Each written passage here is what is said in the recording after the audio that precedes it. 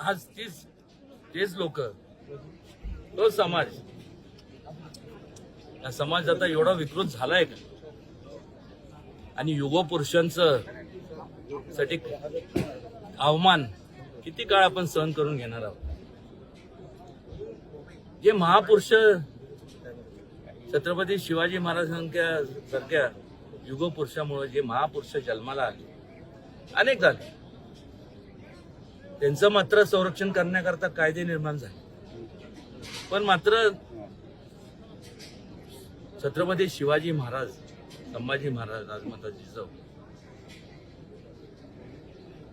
अनेकदा मी सांगून सुद्धा,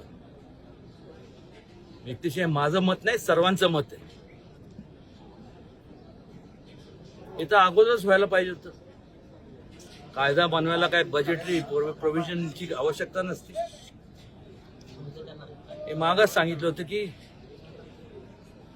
मोकोका सारखा जो कायदा आहे, कॉग्निझेबल आणि नॉन बेलेबल, किमान एक 10 वर्ष सक्त त्याला शिक्षा लागू झाली पाहिजे. असा कायदा अजूनपर्यंत पारित केला नाही. मोकोकाचा केला, अट्रॉसिटीज ऍक्ट केला, सगळ्यांचं संरक्षण केलं गेलं. पण सर्व पक्ष या सगळ्यांना सांगून पण वारंवार प्रत्येक जण त्यांच्या अंतःकरणातनं म्हणतात का कशातनं म्हणतात मला माहित नाही, पण मात्र